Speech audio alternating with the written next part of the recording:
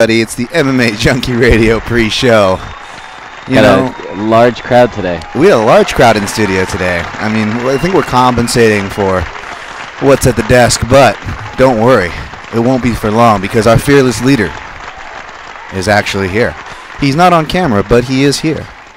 And speaking of George, it's hypothetical. Just last week's already coming true, Danny. Here we are in the Danny and Dan pre-show, and I'm already sweating. I'm to be honest. I want to call for backup. I want to get going here. I was gonna play our theme music, but you didn't even give me a chance to. But I guess we don't really fight, so this wouldn't be our theme music then, right? That's yes. I have to find something better. How about this? That's better. Yeah. That's better for our intro. That's our intro. That is good. Let it play, Danny. Yeah.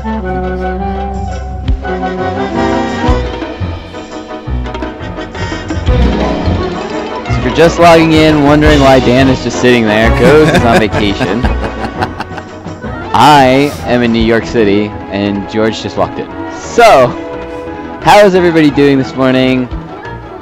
Welcome to the Dan and Dan pre-show,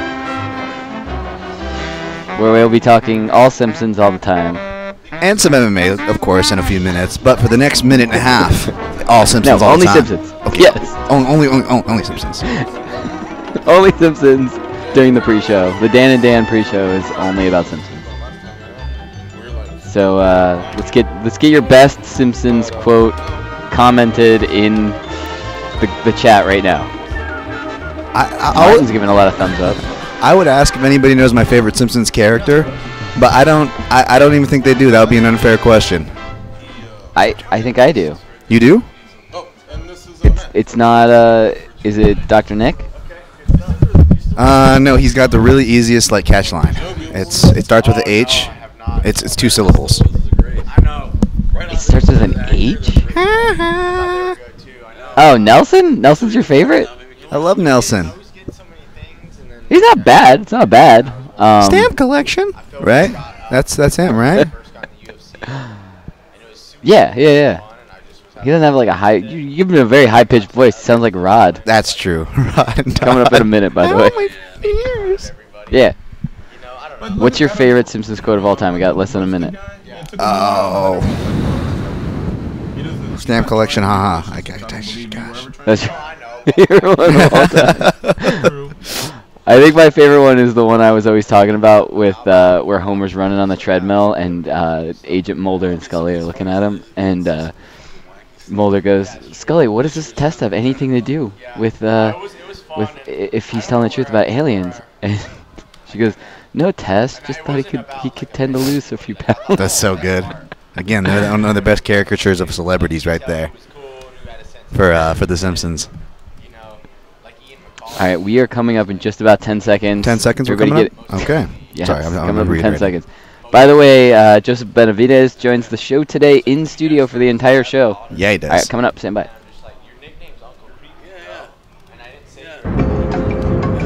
This is your captain speaking. We are making our descent into Las Vegas McCarran Airport. On behalf of our crew, we'd like to thank you for flying MMA Junkie Airlines. Now please fasten your seatbelts and put your tray tables in your upright position because the descent is going to be a little bit bumpy.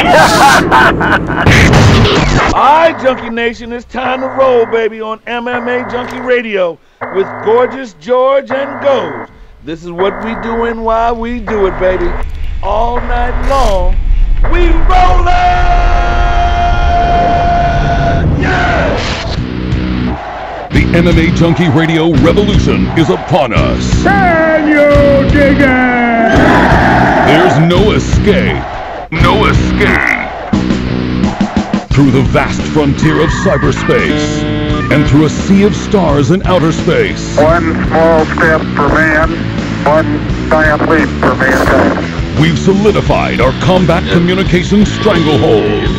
We are controlling transmission. With the use of MMA Junkie Radio and SiriusXM satellite radio technology. MMA Junkie Radio. Commence transmission.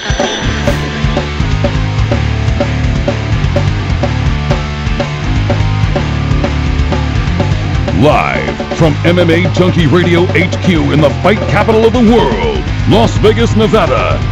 Here are your hosts, Gorgeous George and Goes.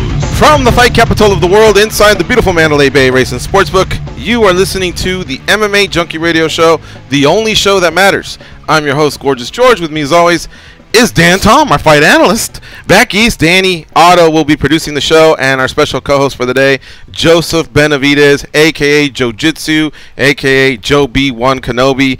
He is pound for pound one of the greatest fighters that's ever fought in our sport. He's fought at bantamweight, and he's currently a flyweight, ranked number 2 in the UFC and the USA Today Sports MMA Junkie rankings. What's up, man? Pleasure being here, as always. It's been too long, I feel. It has. How you been? Man. Really good, really good. Yeah. Just, recovering from the old knee injury about that time, though. So, so check this we're getting back to it. Oh, no. See that? ACL as well? No, I had a torn patellar tendon. Oh, shoot. Yeah. That's wild. Mine was in September. Yours was in the spring, right? Or something like that of this year? Yeah.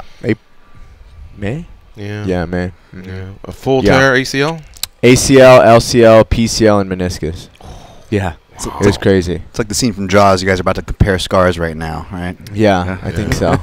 Well, I have sweats on. I'd take my pants off, but I don't know if we have time. Starting hot today. Yeah, you know what I mean? Joe, how's that coming along? Everything's good, man. It actually wasn't the most public of injury reveal, of injuries that are revealed by athletes. Yeah. But, slowly but surely, people came to find out.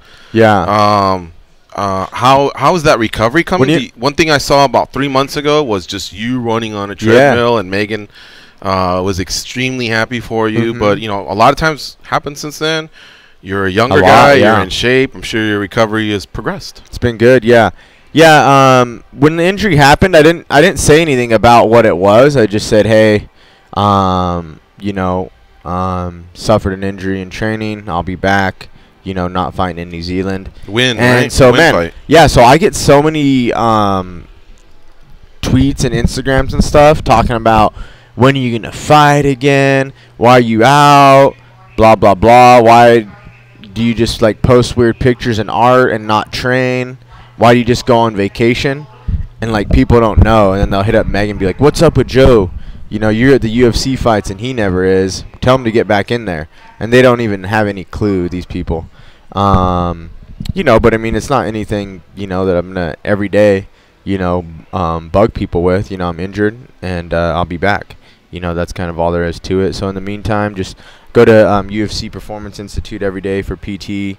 And it's coming along. I mean, you can get places faster, bending and lateral and stuff, but I mean, it takes a certain amount of time for the tendons and everything to heal properly, so I'm at a 6.5 month mark right now, and this is when I'm training and stuff. Nothing live where anything where an injury can happen, but just like you would week before a fight or something, something you would do where you couldn't get injured. That's kind of what I'm doing, going through the mitts, the motions, the drills and stuff.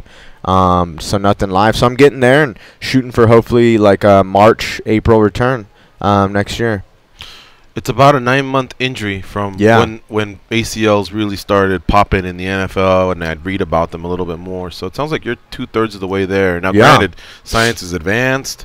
Some people have been able to come back from them, but yours sounds severe because there was a few more CLs along with the ACL that went along for the ride. Yeah. I don't know.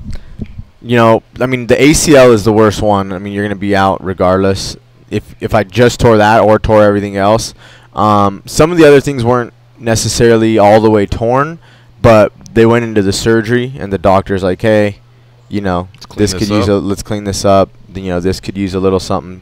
So, I had the best surgeon in LA, Dr. Kavitny. I have the best PT people working with me at the Performance Institute. But how do you have the best PT people? Because I'm actually going to the best PT person for mine. Oh. You sure you guys aren't number 2? I'm going to the best person. Or am I going to number 2? You know what I think it is? I think I'm going to the best person for me, and you're going to the best person for you. Yeah, we bailed them both. It's all in, it's all an individual basis. No one's wrong or right. Check it out. One time I believe at King's MMA. I like those guys, by the way. Oh yeah, they're nice. It's just having fun. It's just sometimes we get carried away with superlatives. But Rafael Cordero had just had a practice, and Mark Munoz had ran it. Shogun was there. Verdum was there. Everybody was there. And he was saying, wow, what a team we have. And Shogun, you know, the best light heavyweight in the world. And Mark ran the practice. We got the best wrestling coach in the world, the best this, the best. He actually named off 4, you know. Yeah. And I was thinking, well, aren't you guys lucky? You got them all. All the best in the world. You know, but, yeah, it's just everybody putting their hand together Yeah. on 3 kings. Yeah, it's a nice perspective to have, I think. Yeah. You know, like whatever you're doing, you know, is the best. And, you know, in a certain, you know, aspect, if you believe in, you know, that, you know, Yeah. you don't have to really worry about anything else. So, you know. I like my lady, man. yeah. She has almost brought me to tears. Yeah. But that's what you got to do. That's why we love them, yeah. You know, break up the scar tissue. And then when I walk out, I'm feeling pretty good. Yeah. But there are times where I'm like, I'm never coming back to you. You yeah. bitch. You know, oh, dude, we're cuss. so done. I cuss all the time at my PT as well. It's great. Yeah. Yeah, but it's great. I mean, you know, see him every day. The Performance Institute's amazing. We got all the fighters in there. You guys do have a nice which is really cool, too, is like, you know, it's just it makes it that much more fun where all the people around me are, you know, working for fights. You know, for the longest time you had Connor in there, you know, going up and down and all the cameras, and then we just get, you know, all the fighters that are in there, you know, just, you know, we're all after the same goal. And, you know, I'm in this position, he's in this position, you know, these guys are coming up to fights, and it's just cool to be around that too. You know, that atmosphere over there is incredible. It's like Team UFC, you know, everyone's kind of there for each other. If you're not in the same gym or same exact team or whatever, everyone's kind of just there as fighters and respecting each other, and that's been really, really awesome. This is where we might get a little bit more private, but I know in the past you've opened up on our show, but Matt, down, bro. The gentleman that just walked in told me, hey, you walked in without your crutch. And I said, well, I was on a conference call as I was walking in, and I just got distracted. I've actually had a crutch and a cane. I just forgot it. I could use it. It helps me. Sick. But I actually left it, and he started asking me how are things going, and I said, good. I just went on a trip back to Virginia, and even though I came back exhausted and tired, it was good for me. Fresh air, get out of the house, exercise, a little bit of pain. It forced me to stretch and get rest. And I told him, I really have a good oomph in my step this week, you know. And I told him, I go, let me tell you something, man. When you're just at home, you go through ups and downs, you know. Dude, and I go, you know, a little bit of woe is me, why me, you know, this type of thing. That's actually what you may have caught as we were saying. Yeah. You know, he was sharing some experiences. My question to you is, did you ever have that type of like a little bit of a mental breakdown or depression, or were you able to stay positive through all this? Yeah. No, that means a lot. Just adding to yours is just going out and feeling like a normal person was like, you know, so important to me. Like when I first started going to BT and, you know, got to see people, talk to people, just socialize, just human interaction in general. Because I couldn't even, you know, I was on 2 crutches and a full cast, you know, boot. Couldn't go up my stairs or anything, you know, for 6 days or like almost a week. And then I started going slowly up with Megan behind me, 1 step at a time, you know, just to shower and stuff. And even just doing all that, I mean, it was miserable, of course, you know. And I know Megan wouldn't want to be doing anything else, but my wife, but, you know, she was in there like helping me shower, you know, and just put on like this stuff. And I cried every day. On my couch, like it was just, I was just felt like it was just terrible, you know, to have something taken away from you like that. And I mean, one of the most like talking about that, one of the I guess a scene that like describes it all is there was one point where I would cry all the time, and Megan would go down and sleep with me on the couch because I couldn't go up the stairs. Right. And you know, I'd have to wake her up because I was just crying. And it was just, like you said, just breaking down and just kind of, I don't know, it was just a long road, and then the pain and everything as well. And, I mean, there was times when I was crying naked with my dog in my lap, you know, and, like, that's just, like, something that, you know, I don't know, that's, like, the scene, you know, that I can describe when, like, I had mental breakdowns. Like, of course, you know, I was just holding this guy because I'm like, he didn't even know any better, but he was just like still loving me. The dog knows. Yeah. I have a dog too. Yeah. I have a dog too, and he was my sidekick for the last 2 months. And now as I've been leaving the house, he's like, yo, what up? Why are you leaving? Because because he could just Sirius hang out with XM you. was nice enough to send me what's called a codec machine. Yeah. I was able to broadcast from home. Goes and Dan were here holding the fort, and I was calling in from Mountain's Edge. So basically, I'd wake up, prep for the show, and then just step into the office, and that would be it. Then when the show was over, have some lunch. But the dog's always following me. Yeah. He was always there for 2 hours while I broadcasted. It's the best. Went downstairs, watch a movie, read about mixed martial arts, do whatever, go to bed. He was always with me because he sensed it, man. He does. That fucker was with me the whole time, and he knew, you know. And get this, dude, this is badass. When I go up and down stairs, because he flies. He's a Jack Russell Terrier. He actually would waits. go with you. He waits because we have, like, it's divided in 3, so it's up, turn, you know. Yeah. And so he'd go and kind of watch me and wait till I'm at the last one, then go a few more and watch me. Or sometimes he would trail me. Whereas before, he would always, when I'd say, hey, you know, time to eat or something like that, chow chow, he'd just burn, you know. Yeah. Those guys, they know, dude. man. I know. They know what's up. Yeah. It's the best. He hung out with me. He never like jumped on my knee though. No matter what he was doing, you know, running across the couch and stuff. He'd never like jump on it. So it was just those times in the house alone that were hard. You know, like Megan has so much to do and she's always doing something and waking up early, and she'd be sleeping on the couch with me, and I'd wake her up crying, you know, and like I'm the man here, and I'm like, you know, she's waking up to like comfort me. And then if I was alone, and you know, she obviously, you know, has a lot to do. She's like, bless her, she's been carrying like, you know, our family this whole last year. And you know, then I'd just hang out with Benny, and he would do the same thing like you were saying. And it's just crazy, you know. But like then the naked part, I just feel adds to it, because like I'm just vulnerable. Like I wasn't wearing clothes because my freaking cast went up to here, you know. And like I couldn't wear clothes. I was so hot like the whole time. Like I don't know what it was about the cast and everything. Brutal. Yeah, and the cast and everything all the way up. I'm like I like just can't. So you know, it was just all that part of it. And then yeah.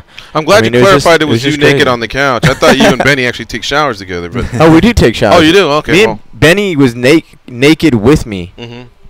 Well, he's always he's always nah. He's got a fur coat. He's got a wardrobe. Yeah. No, he has like hoodies. He has turtlenecks. He's got everything. Does he have a tuxedo? Huh? He does have a tuxedo. Does he Yeah, really? he wore it for our wedding. Yeah. Oh, cool. Oh, yeah, it's amazing. Yeah, he has a tux. He loves clothes. Like if he sees his thing of clothes in the closet, he goes and he picks one out and like throws it at us. It's really strange. That's funny. But he likes it. But yeah, no, I'm always naked with my dog. I sleep naked with him. People might think it's weird. We shower together because I have to shower him. I'm not gonna go in my clothes. You know what I mean? We skinny dip together in our pool. It's great. What kind of dog you got? He's a Maltese Yorkie mix. Oh, nice. My dog's name's Benjamin, so good. Oh, I sign off on the name with you. I co-sign on that. But Benny. Yeah. Megan's she's gonna be hosting the desk, right, this week? Oh yeah, yep. So you were kind of on your own holding the fort, or is she still in town? Oh no, she's been in LA. Oh, okay. She's debuting on the desk for Fox. Have you been good getting around? Like, I'm good. I guess you are at the 6.5 for month months. mark. I've been good. Yeah. You know, like I only started driving a week ago. Yeah. Dude, oh yeah. That was brutal, man. Dude, it's crazy, man. Like all the little things that were happening, like it goes by so slow when it's happening. But now I look back and I'm just like, damn, there was a time when they didn't let me drive or walk, and I had a crutch for almost 2 months. I had to at least use one crutch, you know, and barely walk, and have this cast that was just the most terrible cast ever, all the way up for like 7 weeks or ankle to hip, like 8 weeks. No and then I just remember when I could first drive. See, now all this stuff's coming back to me, because right now I just try not to think about the past. I'm just like, man, I'm 3 months, 4 months out from a fight. You know, but it's nice to update everybody and you know, talk about it, because it was only me going through it, and that's the way I always thought about it. Like, no one else is going to care. That's why I'm not like, hey, guys, you know, I'll be back soon, and check it out. I just bent my leg to 30 degrees or whatever. It's just like in this sport, like it's such a short memory. There's always something happening, someone getting injured, a fight that weekend. And I'm just like, people aren't going to even know I'm injured by the time, you know, 9 or 10 months comes, and I'm going to win, and I'm going to fight, and they're just going to not remember that anyway. So I'm not going to, you know, start with everybody else. So I'm going through it myself. But in that aspect, it's weird, because you don't really, I don't know. You just don't think of how everything's happening, and it's really crazy, you know, looking back at it, just not being able to drive and stuff. And like, you know, Megan had to skip trips just because, like, I couldn't get around. I had my cousin fly in one time just to like watch me, because she's a nurse, and like it was weird stuff, you know. It was like, it's pretty crazy, like being kind of helpless like that, you know. Yeah, it was an eye opener for me too, man. It was terrible. Goes was good. My girlfriend was good. You know, I had some friends come over and visit from dogs. time to time. The dog obviously was brilliant. But I could sense I was reaching a point. I'm glad I was able to start driving because I was reaching a point where I'd go to PT and they'd say, "How about Monday at 4?" And I always had to go, "What do you think of Monday at 4?" I couldn't drive. Or I'd have to text somebody. Oh, I hate that. It's Monday, you know. And everybody's like, yeah, I got you. But I always wondered, not that these are people that have a bad nature to them or anything, Right. but I always wonder if people were like, "Oh, this fucking guy. Oh, when are we yeah. going to clear this hurdle?" You know, this is Yeah. starting to become a pain in my ass. They never gave me that feeling, but just still wonder it. Yeah. Probably because I'm kind of a jerk. Like, I would probably do that after a few of them, but even though I'd still do the favor. You Yeah. know? Anybody, I always tell people, man, if you're drunk, just call me. I'll do it. Yeah. I may give you some shit on the way home, but Yeah. I really do have that type of a heart where I'm out there for my friends. You know, I'll do whatever.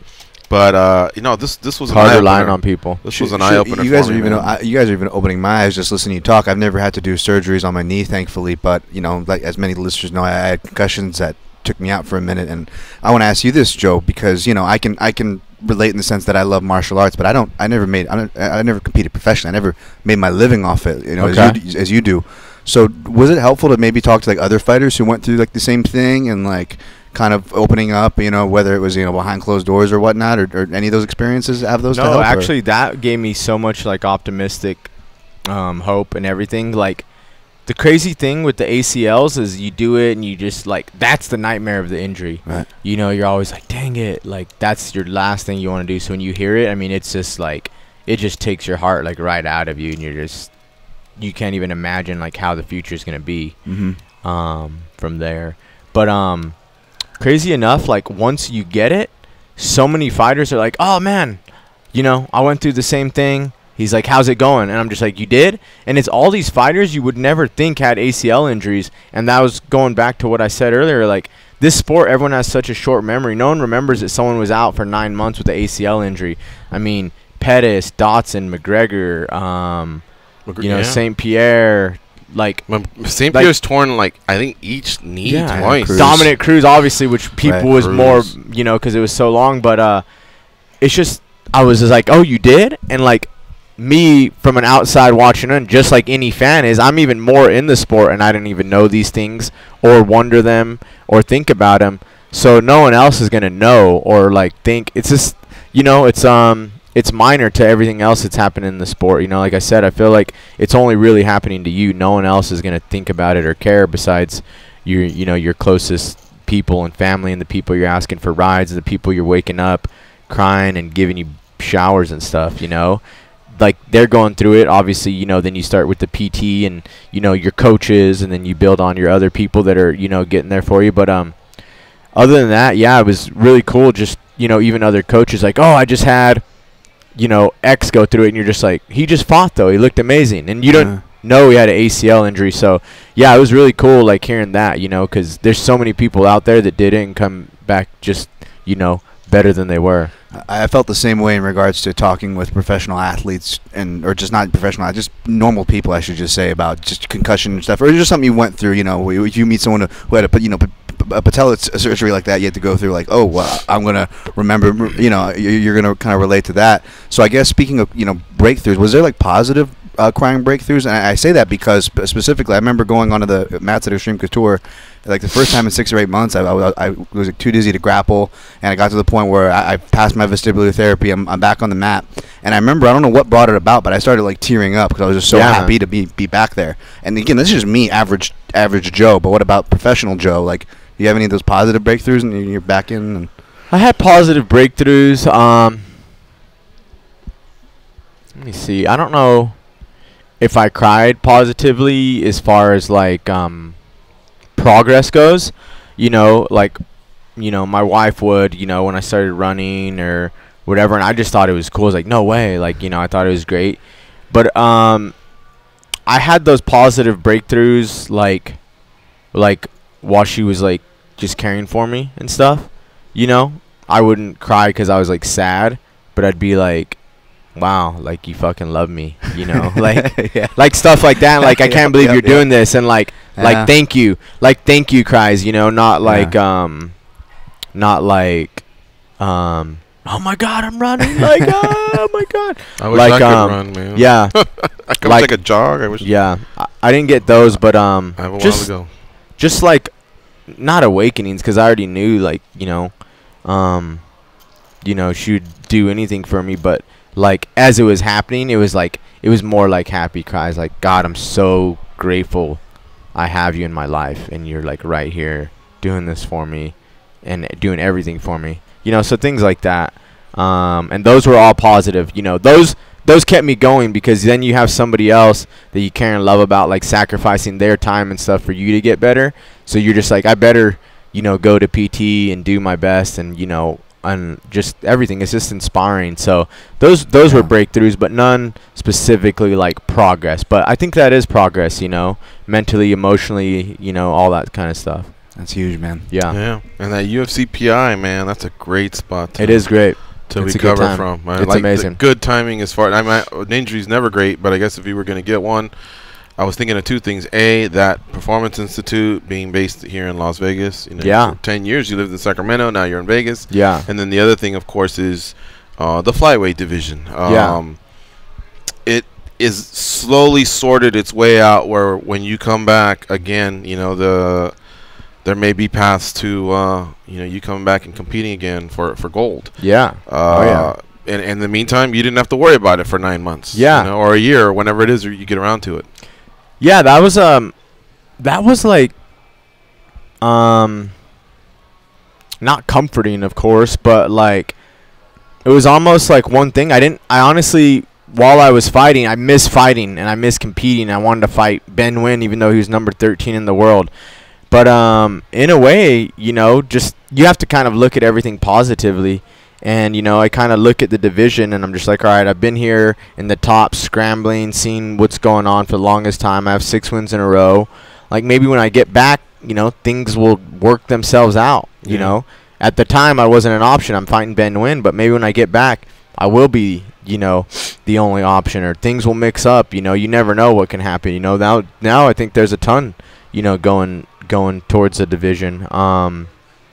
So yeah, we'll see what happens, but I think it's definitely cool to see it form into itself and kind of take mold without me, and now I can come back in and see where I fit into that, instead of like constantly just trying to fit in everywhere. They're gonna really have to fit me in, like I'm a new piece to the puzzle, and I think that only helps me.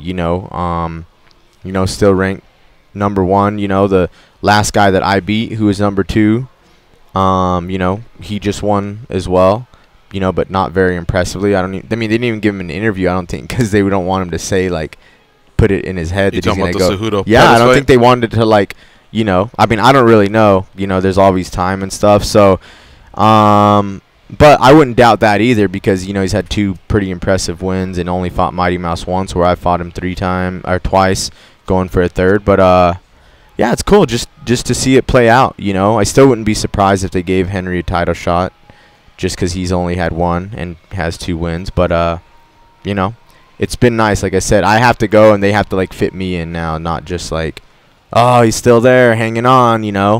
So maybe they'll have a little sympathy since I'm coming back from injury. All right, we're gonna take a break here. You're listening to MMA Junkie Radio on Sirius XM Rush 93. We have UFC flyweight Joseph Benavidez in the house, looking to fight at some point in 2018. Hopefully it's the spring of 2018. Now on today's show, we'll also be talking to Sean O'Malley, who came through Dana White Contender Series and registered a win this past Friday at Tough 26 finale. We'll also talk to Austin Vanderford, who will be fighting at Victory Fighting Championships. O'Malley comes up here in this hour, Vanderford in the next hour. Benavidez is with us for the whole show. He's our co-host.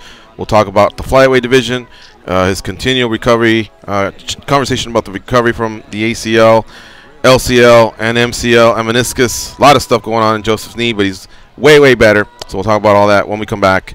It's MMA Junkie Radio on Sirius XM Rush 93. Right?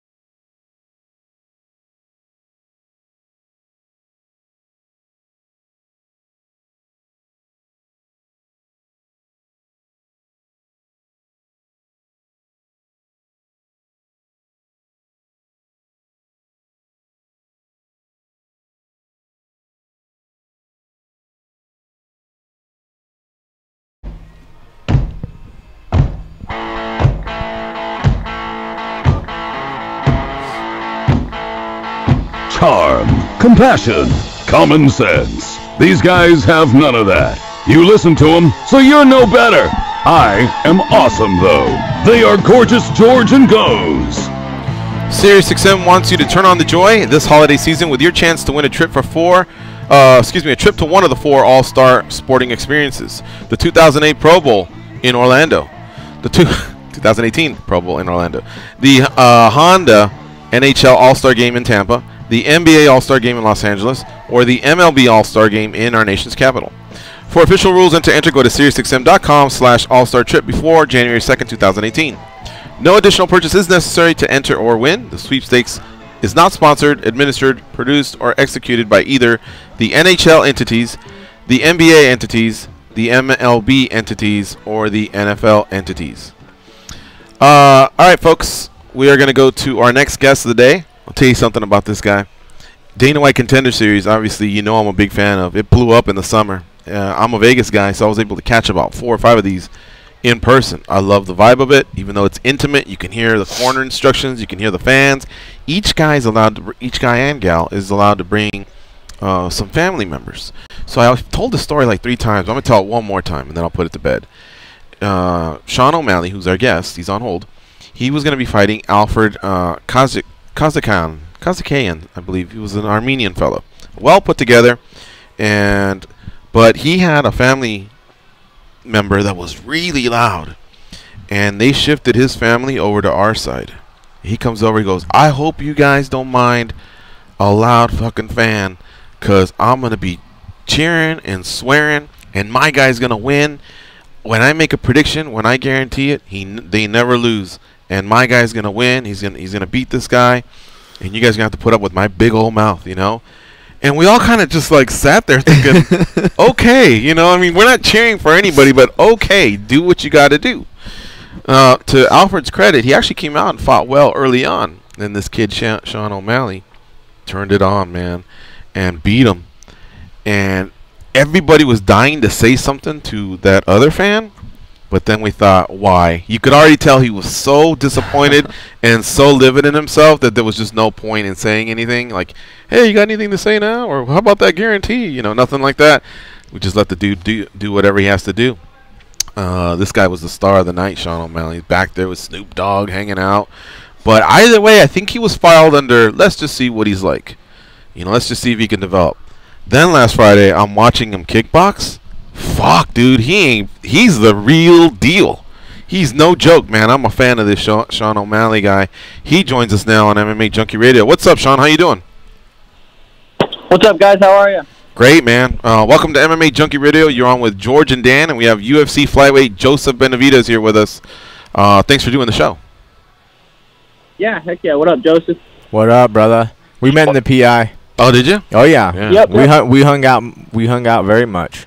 Excited to watch you fight. It was awesome, man. You caught him last Friday? Oh yeah. Mm-hmm. Dude, contender and the Friday fight. Everything he throws is bad intentions, and it's pretty slick technique. It's slick is what's awesome about it, and it's just different. And you know, obviously you have the different look and personality, and then you just fight like a creature, and it's a beautiful thing to watch. Thank you. That's exactly what I think of it too. I want it to be a beautiful thing to watch. It is, man. And, you know, I told the story of how I came across you at Dana White Contender Series. The other side was intense. It was a great fight. I don't know if you even remember hearing that character because he was yelling loud, you know. But in the end, he had a big pill to swallow. That's for sure. Yeah, he was commenting on a few of my Instagram posts trying to fight me. Oh, wow. After the fight? Whoa. Want revenge for his brother. Oh, so it was a sibling. All right, yeah, That's he was amazing. really into it. How did you handle that when the brother and the family comes at you or a fan in general? Because, like, I could see this going a few ways with you, you know, with your personality and everything. I think it's fucking funny. That's all I think of it. They don't get my emotions riled up at all. I know they have a ton of people commenting. I literally read them as comedy on Instagram. I get a bunch of it, and it's fucking funny. Did you respond to this guy specifically, the brother? I didn't. I haven't really responded to too many of them. Sometimes when I get high, I'll respond to a couple of them. But for the most part, I just kind of look at them and laugh. That's awesome. Are you ever gonna have a better experience of getting high, like you said, than with Snoop Dogg? That was pretty epic. That was a good night. Just because I just got the contract, and then I had like a natural high from that. And then I hadn't smoked for a couple weeks, and I was smoking with Snoop. So yeah, it was an unreal experience. Yeah, I mean, I don't really dabble too much in that world, but I guess it's now on my bucket list. Someday, if I ever run up and see him, wouldn't mind toking it up with that. Might as well. You don't smoke the weeds? I really don't. I've only done it a few times, and what got me going was I was in Amsterdam. Yeah, and it's huge there, you know. So I had space cakes, and it gave me this shit. I had 2 of them brownies, and I almost went to the hospital, bro. I guess you're supposed to have 1. Yeah, you can definitely do that. I've heard that. I mean, I don't dabble either, but you know, I see all the memes and the edible memes, and this isn't working. And like 5 minutes later, and then the guy's like, it's Anderson Silva laying in the octagon and stuff. Like, all those are funny. So I'm like, man, yeah, I'm like, those things must crush you. They can. If you don't know the dosage, you're not gonna. You take too much, you'll definitely not want to do it again. But Sean, you just gotta educate yourself. Sean, you got an edible story that's funny? I've definitely taken. Well, what happens sometimes is you'll take an edible and you won't hit you or nothing for a little bit, 20, 30 minutes, and then you start smoking, and then it all hits you at once, and whew, I mean, that's happened numerous times, but nothing too crazy. No, I don't have any good stories. I think that's what happened to me when I was in Amsterdam. We actually slipped into a strip bar, and it was in the afternoon. And I remember the bartenders were really good-looking chicks, and so I asked them, I go, hey, when does the stripping start? And she goes, what, do you want a lap dance? And I go, yeah. And she told the other girl, watch the bar, hops over the bar, and starts to give me a lap dance. What a legend. Like the bartender.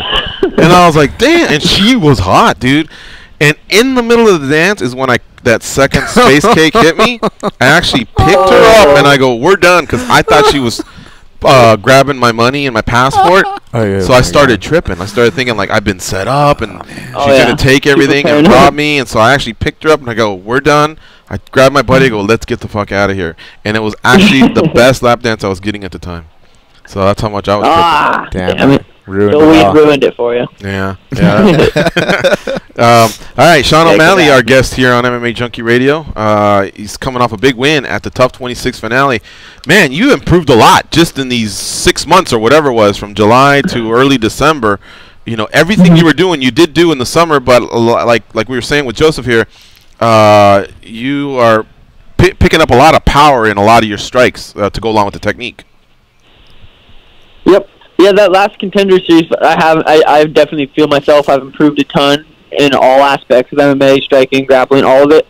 That Contender Series fight, I couldn't spar. That was the worst training camp I've ever had for any fight. I didn't even, I woke up that morning and I was like, fuck, I'm not feeling it, just because I hadn't been sparring hard. I wasn't really able to practice. I haven't said anything about it, but I had a bad concussion that whole fight camp. I woke up that morning.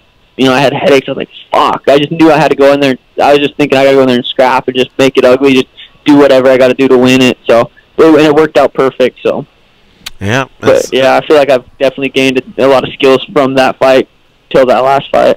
And now you're at 8-0 with the win over Terrion Ware. Now, Ware's a tough customer. I followed him. 9-0 with the win over Terrion Ware, and I followed that guy through the LA scene because he's a California guy. He's a tough guy, man. Nice win there, and he was he wouldn't go away. I mean, he actually fought all the way to the bitter end. Right. Yeah, I was actually, I was happy with my performance. I thought I did everything pretty well. I tried knocking him out hard in that first round. Got winded a little bit in that second round, but I knew. I trained fucking hard. I knew I was in shape. I had a good camp. My whole life dedicated around that one camp. I knew I was in shape, and I knew I'd catch my second win in the third. But yeah, I was trying to put him away. So in the first and second, though. But yeah, he's tough. He took some. I watched his neck turn sideways. Him kept coming forward. So yeah, he's a tough dude. Yeah, no doubt. And I didn't mean to imply that you were fading in any way. I mean, obviously, who's not gonna be after 15 minutes, you're just not going to be the same as the first minute. But despite all that, you could show you had a lot of heart, you know what I mean? And you weren't just going to, cruise to the finish line. So you definitely could tell you were in a lot of shape. And, again, your opponent was tough. It was a good showing for you despite it going the full 3 rounds. Fans and media sometimes fiend for that finish. But a young guy like yourself could benefit a lot from this experience. Yeah, I was just upset I didn't get the finish. It just doesn't feel right. Like, I don't feel that feeling I feel after I finish someone. It's a different feeling than just winning the decision. I'm definitely not satisfied with it, but I was happy with the win. But I'm definitely, I was going for that finish the whole 3rd round. Even the second, even when I was tired, I was trying to finish it, threw up a flying triangle, a little floppy. But, yeah, I definitely feel a lot better when I finish a fight. Mm-hmm. How about you, Joseph? When you've gone the full distance, even though you haven't gotten the finish, do you feel like that experience is just so invaluable you'll take it, you'll bank it? Yeah, I was literally thinking the same thing. Is us as fighters, we always go out to finish, and that's our goal, that's what we train for, and we don't. It's disappointing in a way, but it's investment in your experience. It's like it's money. Sure. It's money in the bank. You know what I mean? And that's just the way we have to think about it. So I'm looking at Sean's fight and hearing him, and I'm like, man, he's investing in experience. That's something. When you have 8 fights, 9 fights, 3 fights, 5 fights. So I was like, this guy's really good, but he needs more experience, more experience. The only way to get it is with experience. Going 3 rounds against a tough guy like that and having to find what you're made of, like Sean did out there, was, to me, a veteran who's been there and seen some other and seen that happen. That's the most impressive part. To go out there and terrorize someone is something, and that's what we train for, and it feels great. But you really invest in your experience in your career by having a fight like he just did. So to me, that was the most impressive part, man. When you came in that 3rd round, and it was, people could be like, oh my God, he's tired in the 2nd. He was moving around and throwing such hard punches, and you came out like that. And you had to deal with that, and that's just another. That's, like I said, just more money in the bank that he can bank on. When he has to do that again. That's a good way to look at it. Yeah, for sure. Sean, thank you. I appreciate that. Sean O'Malley, our guest here on MMA Junkie Radio. All right, Dan, what do you have for Sean? Hey, Sean, man, I enjoy watching, a southpaw with swagger in his style. And let me ask you something. Training in the MMA lab, there's a lot of southpaws over there. You got Benson Henderson, you got Barbarina, you got Alex Caceres. Is that a big help for your game? Do you take pieces of other people's game or take advice? How does that go behind the scenes? Yeah, I get I don't really think of myself as a southpaw. I don't even really know what I think of myself as, but I take little tips and tricks from everybody. I watch the UFC fights. I take tricks. I watch boxing, Roy Jones Jr., Prince Nassim. I take tricks from everybody, not just the guys at my gym, but yeah, having those guys at the gym, having little tricks and tips, learning from them too is super important. But yeah, it's super beneficial having high level guys like that at the gym too. I love that you mentioned Prince Nassim. That was my old favorite boxer as well. And I cannot definitely dude, he was the best. Just everything about him was it was just an experience to watch. Saying that, and watching MMA, is there any MMA fighter specifically? I mean, you said from everybody, but I see you switching stances. I can tell you're not southpaw, but I feel that's kind of where MMA is heading. With the distance and everything, it's like you can only close distance in 2 stances so much. How do you feel about that as far as telling other fighters about the benefits of being able to fight both stances? Right. Mine was literally that. And I never had that thought I'm going to try to fight southpaw and orthodox. That's just how I fought. That's just when I first threw on the gloves that. And the first sessions were sparring back home in Montana. We were just sparring, and that's just how I moved. I'd step 1 foot forward, throw my backhand, then step with that leg forward, throw my other back. I was just kind of something that was just super natural for me, and it's been super beneficial for me using my length and my my speed and everything. So, but I think it's going to be the newer style as the UFC evolves. Sean, usually around this point we start saying, hey, great win, this and that. Who do you want to fight next? But man, 23 years old. You haven't had your 10th fight yet. Are you even in a hurry to start thinking of stuff like that, or do you want to push the pedal and start dictating your career path? What do you want next at this point? Yeah, I mean, I truly love training, and I truly love fighting. That's what my life's evolved around, and I I'd like to fight again in the next 4 months, 3-4 months. I have a couple little injuries, nothing crazy that I need to heal up, and I need to let my body. It's hard to now I'm done with the fights. Like, what do I do now? I'm used to training all day, every day. So it's kind of, I came to Fresno, got a couple buddies fighting in Fresno, so I'm trying to not train as much. But I would like to fight. Maybe, I think I heard there's a card in Vegas in March. So, I might want to try to get on that one. As far as an opponent, I got to go check out the roster, look at some guys who's coming off some wins. There's a bunch of 35ers fight tomorrow or Saturday night in Fresno. So I'm not exactly sure. But, yeah, I definitely want to fight, 3 or 4 times the next year as well. I had 4 fights this year. So as long as I'm healthy, I want to fight. And by the way, what got you into fighting? Did people pick on you, or did you have older brothers? What actually? When do you actually remember going, hey, this is fun to do?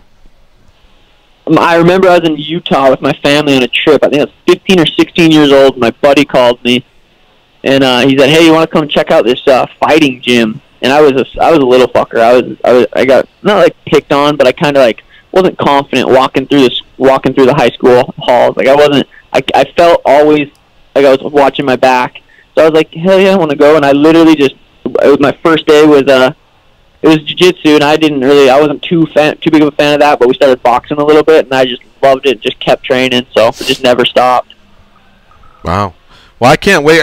The sport is definitely moving along. Just the other day, I heard Anderson Silva's 43 years old, and I was like, fuck, I knew he was 40. Shit. I didn't know he was already 43. Things are just moving along at this pace, Michael Bisping's putting stuff out. Hey, maybe I shouldn't fought Gastelum. Maybe this card in London. So this new wave of fighters is coming along, and I've personally identified this guy as just someone who could be a big deal. He's got a look to him. He's got a swag to him.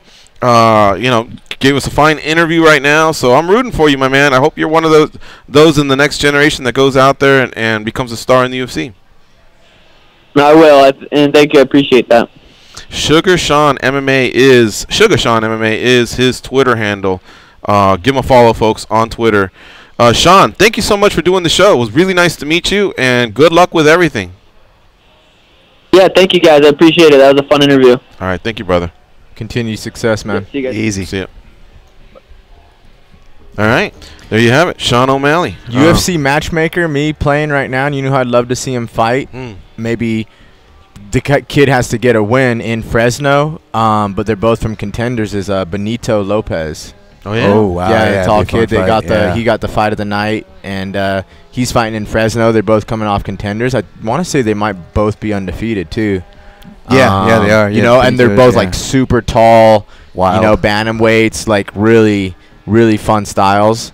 And they're both as a matchmaker, though, you want to put two young guys undefeated right away, or you want to build that up? Oh, they're both from contenders. See who's the best one to come out of it. Yeah. Sometimes it's cool, and sometimes I like to see the veteran put the young guy over, or the veteran checks the young guy and says, "Not yet, kid. I still got my run going on." I've seen both. They both work. They both fail. But I'm not opposed to it. I think because they're both from contenders, and it's kind of like they're both there. We want to build them both, but let them decide who that's going to be. Would you ever be a matchmaker one day?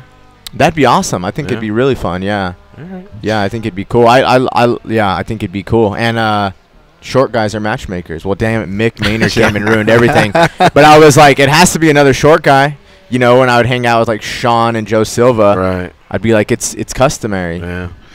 But then Mick came and kind of messed. He's about even though Mick's great, but he's tall. He's all tall and handsome and stuff. So I don't know how it's going now. Are folks, matchmakers evolving? Who knows?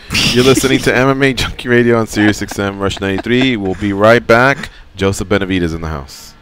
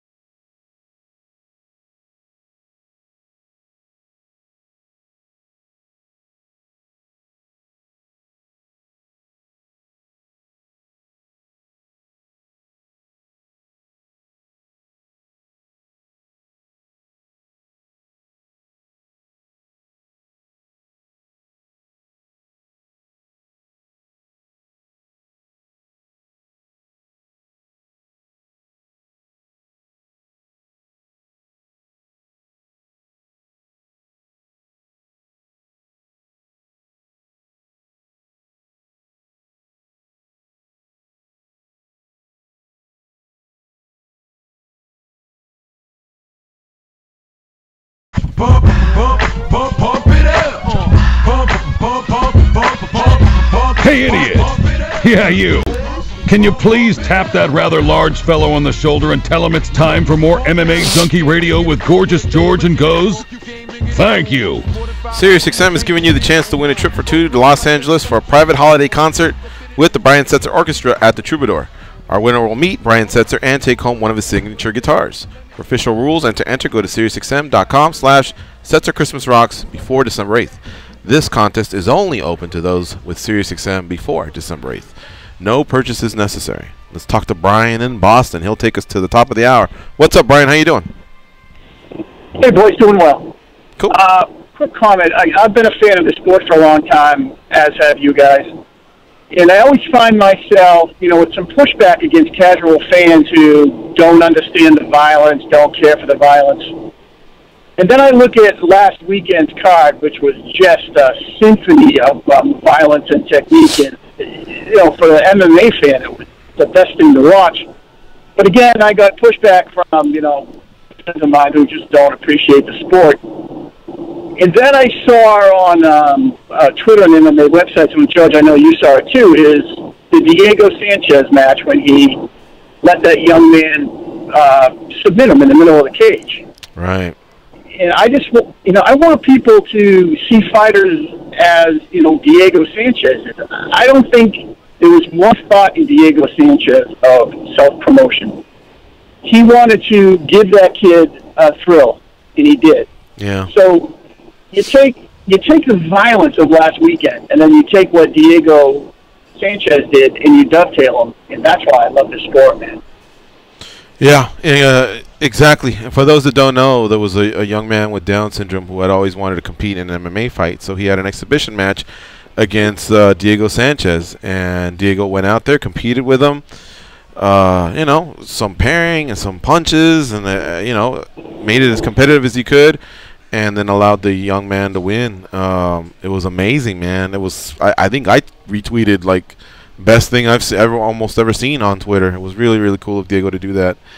Last weekend I was in Virginia, at those military bases with some fighters, and to see.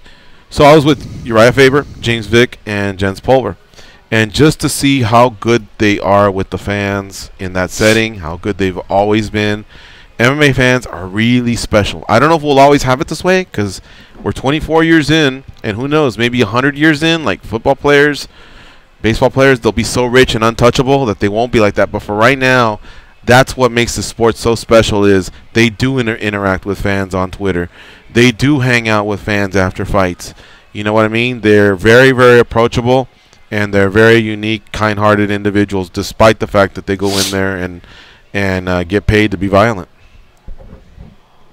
Yeah, I thought it was great. All right, thanks for the time, guys. Talk to you soon. Okay, we'll see you. Yeah, folks, check it out. I think I just recently tweeted it last night if you want to see it. Hats off for Diego Sanchez for doing that. All right, folks, so we're up against the hour here. We're going to pay some bills. One more commercial headed your way. And then when we come back, we'll open up the phone lines and continue talking about this great sport of ours. We can still talk UFC 218 or preview UFC Fight Night 123 out in Fresno. Joseph Benavidez, our guest here. He is one half of the MMA power couple Benavidez. His other half will be manning the desk. It's her first time as the lead host out in Los Angeles, along with, I believe it's Michael Bisping and Rashad Evans. So I'm sure you're excited for her for that. All right, folks, we'll be right back after this break.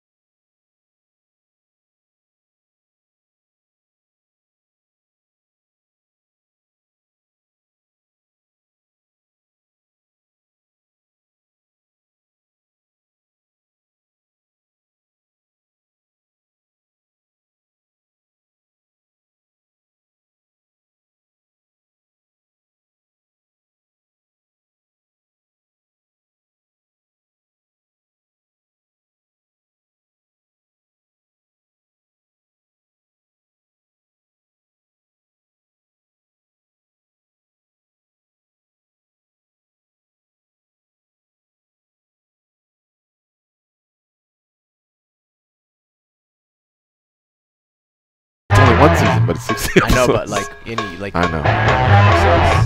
Yeah.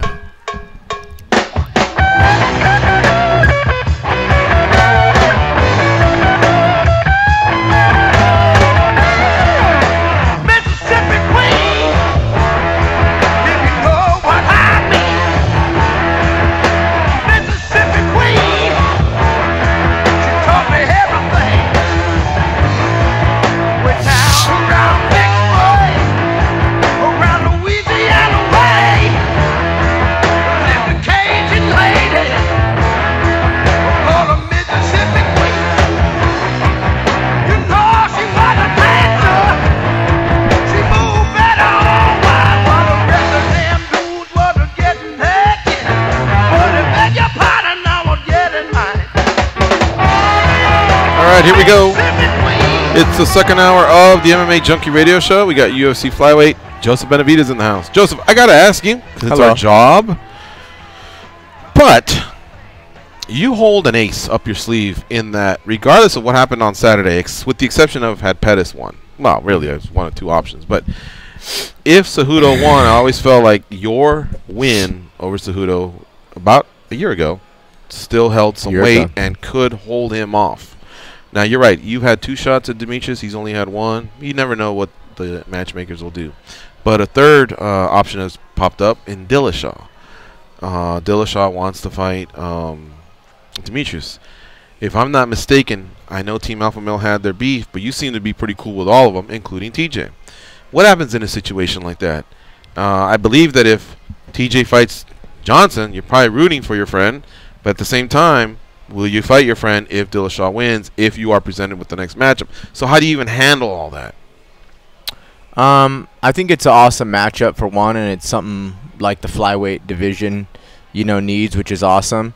When it was happening at first, I think it was right when I got injured. There was those talks about it where, Demetrius turned it down or whatever, which I don't really know the whole story with that and everything behind it. It was a little easier because I was like, hey, let's see how it goes and plays out. I got, nothing but time and see how this goes, and that was really cool. But now that I'm coming back and now it could happen, I'm under, I'm with the idea of I'll fight whoever has the belt, at that point. And I guess it only really makes the division more, exciting, to add someone like TJ into it. You know what I mean? And just to be clear, you guys are pretty cool, right? Still? Yeah, we're cool. So but this is just like, it's just business at this point. Yeah, I mean, if he, I'll fight the best guy at my weight. I mean, I don't know, but there's nothing official. They could do a catch weight, they could do a 35, whoever. Yeah. But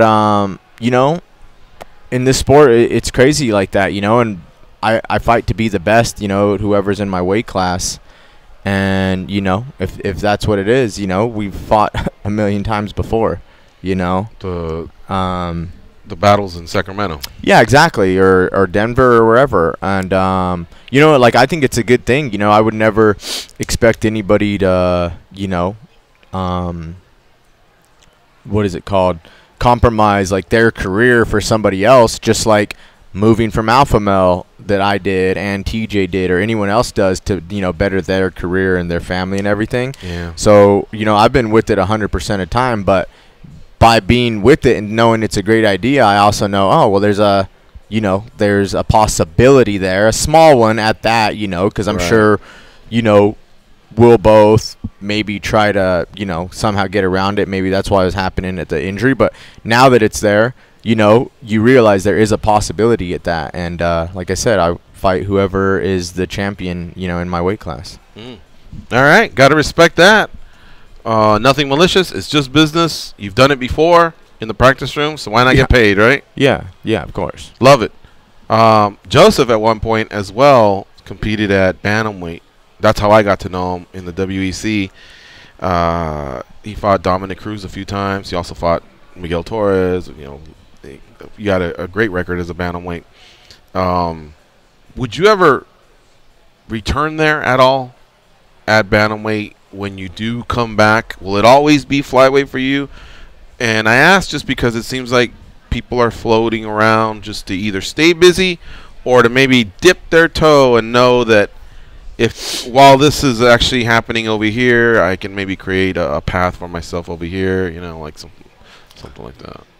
Yeah, it hasn't really ran through my mind just because, did my thing at bantamweight. It was great. It's changed a lot since then. And not, like, obviously I didn't reach my goals at bantamweight, but and in a weird way, I don't feel like there's unfinished business, Like, you can only really control, like, your performances and, how, good you think you fought and competed. And, at bantamweight, even when I lost, it was one of those ones, like, you don't control the win or loss, but you go out there and, you fight your balls off either way. And, in the title fight that I lost with Dominic Cruz, I felt like that. It was a good fight, 5 rounds. At flyweight, it was an amazing fight. The second one was amazing. Yeah, and it's one of those, and it's just like, I think I can improve and do better than that. But it's one of those things, a new weight class come up, and with me and like Demetrius, which is my only other loss, funny enough, who's the champion, is I don't feel like I've even come close to that. As far as like, you know what, I was happy with that fight. He was just better, because that's my outlook on competing and fighting in general. You can't control another guy, how good or how big or this happening. You can only kind of control what you do, and you train for that to be good enough to get a win in the UFC, to be the best in the world. But other than that, you can't control what someone else is doing and running and waking up, and you just can't, you do everything you can do. So I just feel I haven't done everything I can do at flyweight. What I like about in studio is I feel like I can be a little bit more personal, but I feel like the guests can read that my questions come from a good place. So let me ask you this. Yeah. The many times that we've had you on the show, you know me, I'm on the side of, I wouldn't say I'm an instigator, but I like to push people or at least get them to promote. I love the trash talk in our sport. Others hate it. Dan's not a big fan. I like it. I just don't trash talk. You don't. You're right. You don't. And I always wondered, all right, let me get this out. Go ahead. Once you got the injury, give it to me. And it's going to cost you a year of your life. You are going to come back. You're still going to be a badass because you're committed to your sport, and I've seen you fight. So I know that when you come back, you'll be just as good as you were when you left. But I always wonder, there's obviously new bantamweights, new flyweights, the landscape changes. While you were gone, do you ever have regrets of maybe not either doing the call-out scene or just maybe not trying to get what was yours? How I used to push you. You always wanted to let things happen organically. Yeah. That's what I'm trying to ask. Yeah, no, it's hard to, there's always things you could have done different, but it's hard to have regrets in this sport, because you just have to have a short memory, like I said, how things move so fast. I am a big overthinker, with just little things. Pillows in my house, whatever it may be, a tweet or whatever, it's crazy. But, but pillows in my mind, what do you mean by that? just like pillows on my bed. Throw pillows. Like to have even numbers or odd numbers? Colors. Oh, colors. Textures, everything. Like little things like that. Lights, light fixtures, like anything you can think of. It's crazy. I hear one song like we were talking about earlier. I have to look at everything about it and like overthink it and everything and take, So I just feel, stuff like that, meaning regrets, is, my wife helps me a ton with this, and I try to preach it even though it's something I'm working on. Is just like, everything you do is right because it happened and you can't change it. It's already the right decision, and it's already the right way that it happened because it happened. You can't change it, so, it was the right way. Now you really have to react from there, from that already happened. So, especially in this sport, it's hard, for me to have any regrets. Everything went the way, it was supposed to be, and now you have, like, future to, to decide and react to whatever's happened. But whatever happened is the right way. Whatever you think, the first thing that you think, like some dudes, like, 10 texting a chick or something or a friend, and I shouldn't do that. It's like, you should if you thought about it, maybe. You know what I mean? It's just you have thoughts in your head and you react certain ways for a reason because that's you. And I feel in this world nowadays, with the trash talking, with just Instagram and everything, everyone has like their inner being that it's just like, that's the natural way I'm gonna do it. But then they have everything they're influenced by that kind of like pulls them in certain ways. So there's like two people and they're always trying to find like, is this really my thought or is it their thought? Is this my action or am I doing this action for somebody else? So in a way, I just feel like you can only do the actions that you just feel naturally and react from there, because a lot of the actions and things that people have aren't even them. Right. They're being so influenced by everything else. Oh, I saw Connor do this, or I saw this guy do this, and you can just kind of tell when stuff like that's happening. They're getting pulled into themselves and influenced by other people.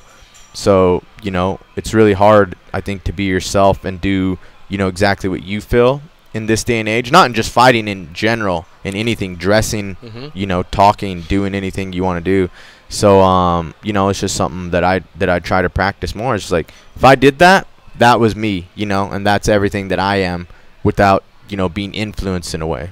Your wife has a big gig this weekend. This will be her first time manning the desk as the lead host for pre and post fight coverage of UFC Fight Night 123, also known as UFC Fresno. How excited are you for her? Oh my God, dude! I call her the GWOAT. The GWOAT, greatest wife. Greatest wife of all time. She's amazing. I'm so excited, so proud. Like, I don't want to get crazy, and I'm not like a big like bragger or anything. Everyone knows I'm obsessed with her and everything. But no, I couldn't be more proud. Everything she's worked for and deserves. She's so capable of doing so much, and just for her to get the opportunities is great. I should say this, by the way, for those that don't know, because there's always new fans. Joseph's wife is Megan O'Leary, who you've seen do interviews pre and post fight on Fox, backstage. Sometimes they say roving reporter, backstage, whatever. But this time she'll be kind of where Karen Bryant sits. So that's what we're talking about. Yeah, and it's exciting. It's just another skill set, another thing to add to her arsenal and grow in her career. And she's still young, especially in the reporting, interviewing world and everything. So this is just another great step to show what she can do. It's definitely awesome that she can just go to LA as well, and maybe not have to do all the traveling, which over the years with the UFC, it's great, but it can also wear on you. It's definitely easier here and there to go to LA than Winnipeg or something like that. So yeah, I'm really excited for her. I think it'll be good. It'll give her a chance to show more of her personality and stuff, being interactive and stuff, and yeah, I think I'm just excited for her. I couldn't be more proud. And that's just one. You didn't tell her break a leg? Yeah, no. That's what they say in Hollywood. Yeah, but in our sport, that's scary. It's crazy because that's just one thing that people see that I'm obviously proud of, and oh, that's cool, my wife's on TV, but all the stuff behind the scenes that goes into that, and just how hard she works and treats people while still taking care of me. If she didn't do anything else, the amount she takes care of me and make sure I'm fed and takes care of this bills and this and that, and not make every little single thing that I don't have to do, I was like, that would be good enough, and I'd love you and think you're amazing for that. Then on top of it, you're doing all these other amazing things that it just makes me more proud, but I'm just proud of the person she is, how great she is to people, how nice she is and caring, and just yeah, it's amazing. And then like I said, this is just another thing where I'm like, wow, it's a little more what is it called, where you can see it, and everything, and be proud of. But it's the little things, that I'm really proud of her for. She just texted all of us on a group text this morning at the PI, and is organizing some kids to come that are terminally ill to to visit, and wondering what fighters are going to be there so we can all help out, and just all the little things she does. She's like a superwoman, I'm telling you. After a travel, she will go straight from the airport to grocery shop and dinner. I'm like, I could have just had it, and it's just the stuff she does. I'm very lucky. I think I might want to pick her brain on time management stuff from this Crazy. description. You know, like It's get some crazy. tips. You know, Her time management is amazing, and I'm the worst at time management and priorities. I'm so bad. Like, I have something to do, and I would rather listen to, like, I'd rather watch I'd watch a YouTube video and like get into a thing that has nothing to do with my life or like benefiting me or her or anyone in any way.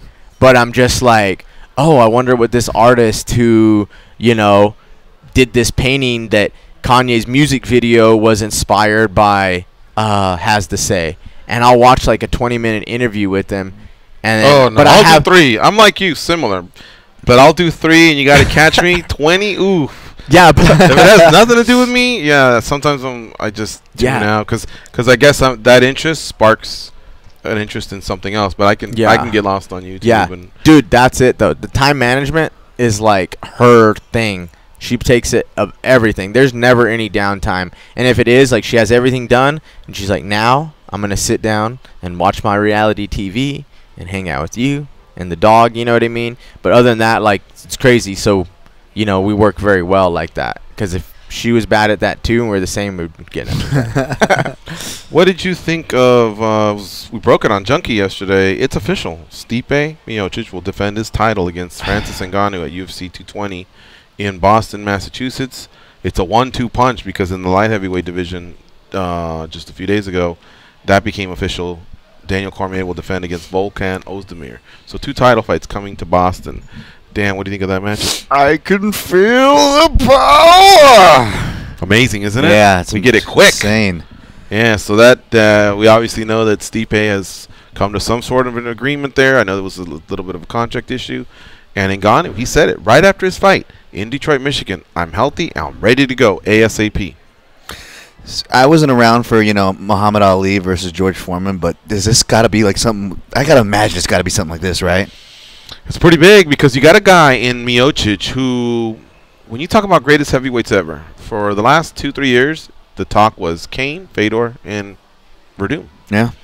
But along comes Stipe Miocic, who's won 5 straight, 4 by KO in the first round, and one of them includes Verdum, you know? Except he's Stipe Miocic. He just doesn't have, I guess, some of the flair that, well, maybe not the flair because you don't really think of Kane with flair or anything, but I guess his name just doesn't pop to those that want to start GOAT-less. But I'm telling you, if he can get past Francis Ngannou, the way he's gotten past some of the others, you got to seriously look at Stipe Miocic as possibly the greatest heavyweight ever. Now, I know there's going to be somebody that go Fedor, but how long are you going to hang on to Fedor, guys? Fedor was great. He did have a great run in Pride. Then over at Affliction, he fought. But 10 months after winning at Affliction, and people still saying he was the greatest there, he started his downfall over at Strikeforce and lost a few in a row. And again, the guy that got him was Verdum. Mm-hmm. You know, the guy that got Kane and took his title away was Verdum. The guy that got Verdum was Stipe. That's, you know, yeah. Kane has a few things that you can attribute to him. Verdum's got a few things. It's close. You know, Fedor probably has the run, you know, that someone in the heavyweight division may never have. But when you just line them all up, pull up either their SureDogs, their Wikipedia, their Tapologies, whatever it is you want to do, line them all up and then just take a look. Quality wins, titles, title defenses, key losses, you know, and just see that I'm not crazy here. No. So it is a great fight. It does have a little bit of that boxing feel of, you know, all-time greats. So Ngannou opened up as a favorite, by the way, for those wondering, well, who do I bet on? I slightly disagree. I think it's too early to know what Ngannou will be like on the ground. Of course, he hasn't done us any favors by knocking the shit out of everybody for us to really wonder much as of late. But still, I am so pumped up. I mean, literally, we're just like 5 weeks away from this fight. I'm already thinking about it. What do you think, Joseph Benavidez? Miocic versus Ngannou. That's going to be massive. Yeah, that's it's amazing. I'm so glad it was already, you know, we didn't have to wait long because when that knockout happened, we were all just waiting for it to be announced, and the fact that it already is just so great and gives us something to look forward to on top of everything else that, you know, we always have to look forward to in this sport. But it's awesome. Like, even though it's not happening for a while, it's just so fun to know it's happening, see the odds, be able to actually talk about it. Is it happening? I mean, I can't say anything that you guys didn't. It's just going to be amazing. You know, you just see Francis just knock the crap out of people, has the hardest punch in the world. It's hard to imagine anybody in the world taking a clean punch from him and not going down. And, you know, Stipe's been hurt before. But, man, but he has, you know, the wrestling, but we haven't even seen Francis have to go there at all. So, I mean, it's and even Stipe doesn't really wrestle much on his own either. Yeah. You have a feeling that this is going to be settled with some hands. It's going to be wild. But I think that had to be a wake-up call. I mean, he almost sent Overeem to the moon. That was Stipe and his coaches have to look and say, look, we obviously are going to throw some hands. We can't shy away. This is mixed martial arts. But, you know, you also have you have a wrestling background. And you know, you've been a full 5 rounds. This guy has not. So we may want to explore. Yeah. Seeing what Francis is like outside of 1 and 2 and 3 and he's only going to get better. And even get to 4 and 5. One benefit to Miocic fighting Ngannou so early is Ngannou is just going to get better. Yeah. You know what I mean? So could be that he clears this hurdle and doesn't have to wait for Ngannou for that long. But I was talking about O'Malley and some of the young cats that are coming up that I think are going to be stars. If Ngannou knocks out Miocic the same way he did Overeem, the same way he did Verdum, he's going to be one of the big stars of the UFC going forward. He's just got it. He does, yeah. Because he just looks like the scariest man alive. Yeah, he sure does. And he is the baddest man alive, you know, to look, you know, and knock people unconscious. Where, like, I watched that fight, and I was like, this is why MMA was probably illegal. Like, these are the reasons that, like, a lot of states didn't allow it, because, like, you almost killed a guy. You know what I mean? You ever talk to him at the PI? Oh, yeah. I mean, he lives there, and so do I. We're roommates, me and Ngannou. You know, we're in there all the time. So, yeah. You know, it's crazy. You guys mess around like Dodson and Arlovsky over at Jackson Winks? Ever not that move around? Not that playful, but, you know, we talk. You know? Yeah. No, he seems like a solid guy. You know, yeah, he's solid. Real nice. I've only heard from one person. He was kind of rude. But from the other 99 out of 100, they've said, oh, he's a teddy bear. He's cool and blah, blah, blah. So who knows? You catch someone on a bad day, you're left with a certain impression. I don't know. We've only had him on the show via the phone. We've yet to have him here in studio. But from all accounts, it sounds like he's a humble guy. Cameroon to France to Las Vegas. And he's just out there whooping ass. But it is official, folks. Yesterday was booked. Stipe Miocic defends against Francis Ngannou at UFC 220 in Boston, Massachusetts. Daniel Cormier versus Volkan Ozdemir. Ozdemir has some problems, some legal issues, but apparently those are sorted out enough for the UFC to go forward with this matchup. So a nice 1-2 punch coming to Beantown to start off 2018. I think it's going to be a big year. I think a lot of GSP's back. By the way, now for sure, I believe GSP won't be defending 185. After hearing that interview in its entirety and just starting to get some rumors that I'm hearing, possibly Rockhold versus Whitaker, because they have an interim champ. So if GSP relinquishes, he becomes the or is stripped, he becomes the incumbent. He goes from interim to the undisputed champion in the middleweight division. And now that fight in Australia sounds very realistic. Yep. I wasn't so sure that GSP is going to travel halfway around the world to defend his title against the Australian. He's just more of a Vegas guy, a New York guy, a Montreal guy. I wasn't sure if the UFC would send him that way, but then you can count on something like that. And Rockhold seems to be one of the names at the top of the list. Kelvin Gastelum's another guy. There was a poll on MMA Junkie, and he was slightly edging Rockhold as far as who people wanted to see, him versus Whitaker or Rockhold versus Whitaker. Okay. Yeah. Who do you want to see? Rockhold versus Whitaker or Gastelum versus Whitaker? Oh, 85 is great. I like Rockhold, I think. You know, I feel he's been waiting patiently. You know, he's always impressive when he went out, when he, you know, did lose to Bisping. You know, a lot of people looked at it as you know, he got caught, and, you know, you still can't deny the guy's skill. And yeah, I think it's an excellent matchup for sure. There's so many good fight. I would love to obviously see GSP and Whitaker is my number one, but having take GSP. I mean, because they could unify the belts. Yeah. Yes. But if anyone else is out there, I mean, Rockhold's deserving. He's former champion. So yeah, I think that's good. Weidman's right there as well. Brunson, I think he's been whooping some ass. Yeah, Brunson. Yeah, it's exciting division. Yeah, it is. Sure. It's cool. How about you, Rockhold and Gastelum? Just if we're going along that poll that I saw come across the website. I like the novelty of the Rockhold matchup because I use the metaphor Joe said with the matchmakers. I like seeing the smaller guys do well, the Gastelum and the Robert Whitaker moving up in the division and making their name, building against bigger guys, bigger names, and I almost want to see those guys keep moving. I don't want to see them collide just yet, like you were saying. That's like putting Joe against Joe So. We'll put him against Mick Maynard, then he can maybe beat Mick, then unify and get the hype back in order, like Joe was talking about. Kind of like one of those efforts. It's my opinion. We're going to take a quick break. We're also going to talk to Austin Vanderford, who will be fighting for Victory Fighting Championships. And then when we come back, I want to pick the guys' brains. We'll have 30 minutes left before the show's over. Rousey and WWE finalizing details of the ex-UFC champ's career move. Interesting. I think it's a great move because Ronda's got that type of swag. She's got the build. She's got very athletic. Had the baddest woman on the planet label for many years. I think it could be seamless. Hopefully, the fans don't hold it against her, the fact that she did go out there and lose, but I don't think that's the case. I think they understand it's a whole different form of entertainment, and Brock was able to fight MMA, reach heights, and then go back, even though Kane had kicked his butt.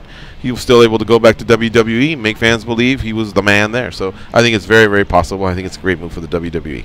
All right, you're listening to MMA Junkie Radio on Sirius XM, Rush 93. Stay close. We'll be right back. Joseph Benavidez in the house.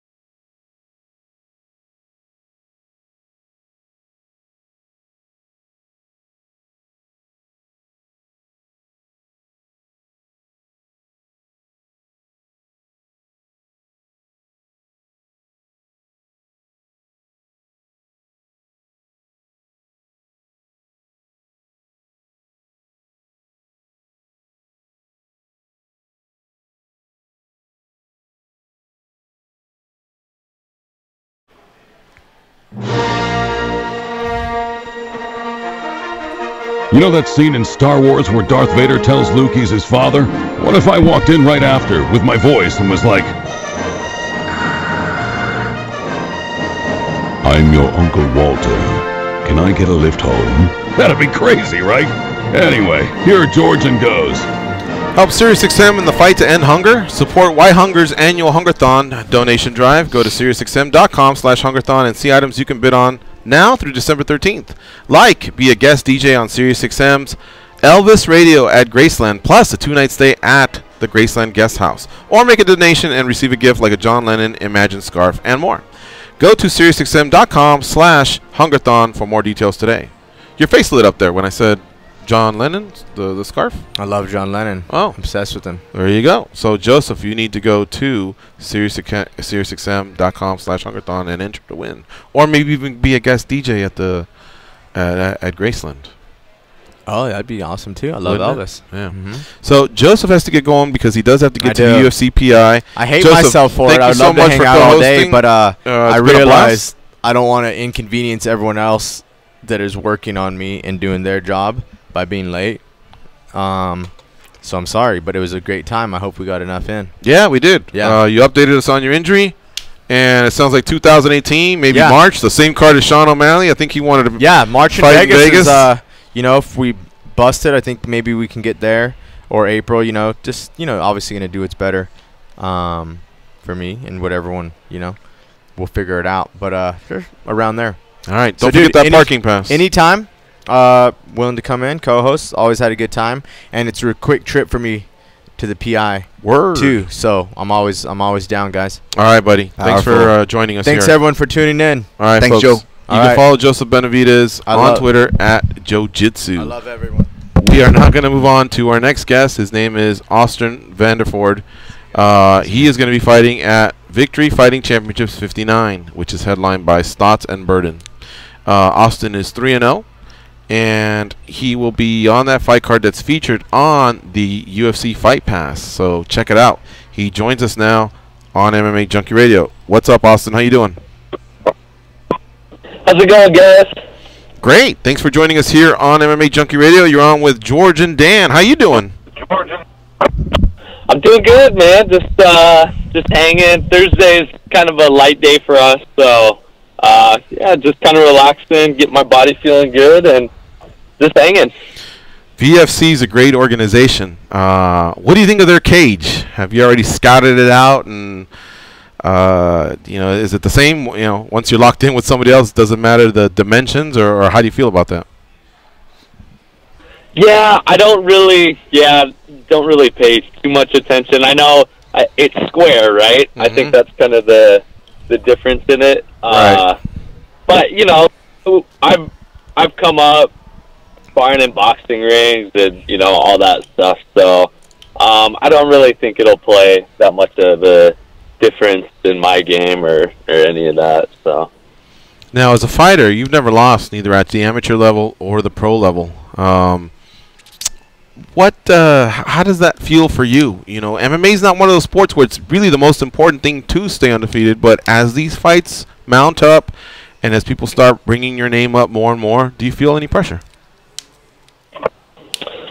No pressure. I feel like throughout my career, I'd like to just fight the best guys at each step that I make. So no pressure, man. I wrestled through college and did all that, so I've taken my share of losses and all that, and I know how to deal with all that. And you don't see too many guys go through the sport undefeated. So, you know, eventually something could happen, but until then, I'll just continue to do what I'm doing and yeah, just try to take care of business. You never want to lose, you never prepare to lose, but you know it's just kind of the game. So right, that's kind of the mindset that I have. If I'm not mistaken, you won multiple titles in multiple weight classes, right? In college? I was a two-time All-American and then a national champion at 184. Oh, I see. Okay. So I just won the one title. Yeah. Still impressive, my man. Thank you very much. Yeah. And where do you remember the transition to MMA was going to be made? Was it before your college career even ended? Like, were you keeping an eye on MMA, or was it afterwards? When did you know wrestling's done? Now I'm an MMA fighter. Definitely once I was finished wrestling, but while I was wrestling, you know, I kind of go in there and I just kind of had a style that a lot of people thought would transition over to MMA, and had a lot of friends and coaches tell me that's what I should plan on doing once I was done, and I spent a year or two coaching at the university I was at once I was done, and just took like a year off of competing, and then I was ready to get back into it. So, and I love it. Awesome. Wish I probably would have started a little earlier, but yeah, I'm happy. I'm excited and happy with where I've come from and all that. Austin Vanderford, our guest here on MMA Junkie Radio. He will be fighting on December 16th. You can catch him on the UFC Fight Pass. The fight card is Victory FC 59. It's headlined by Rafion Stotts versus Burdon. And that's going to be a great card. And, of course, Austin Vanderford is 7-0 overall as an MMA fighter, 4-0 as an amateur, 3-0 as a professional. So he's looking to go 4-0 as a professional. Dan, Tom, what do you have for Austin Vanderford? Well, you know, Austin, my questions were actually about your amateur career. You know, I'm looking at it, and there is one fight listed on there, at least on Tapology. Maybe this is incorrect, but it said your first match was actually a canceled bout that was supposed to happen in 2012, but then your first listed amateur bout wasn't until 2015. I guess, A, is that correct? And B, is there a story behind that? Was that when you were transitioning in from college wrestling?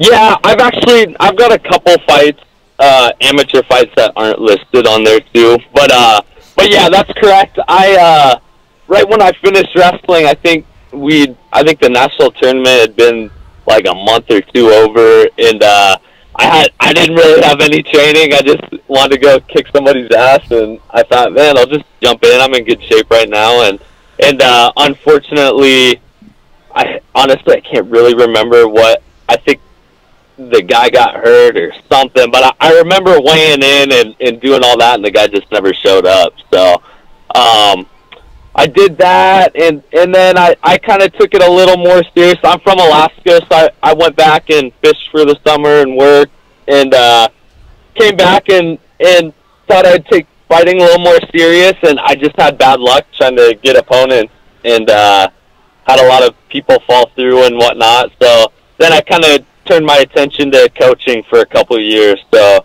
that's kind of the story behind that. Awesome, man. And touching back with the amateur career, going into your pro career, you know, you're still young, you still have plenty of room to grow physically and I'm sure skill-wise, but you know, you're fighting at welterweight now, but you go back again to the amateur career, you know, you're fighting at middleweight, there's a 205 fight, and looking at you, you look like a sizable guy, not in a bad way by any means, my friend. Is welterweight your home, or maybe in the future as you continue, will you be going back up the scale maybe?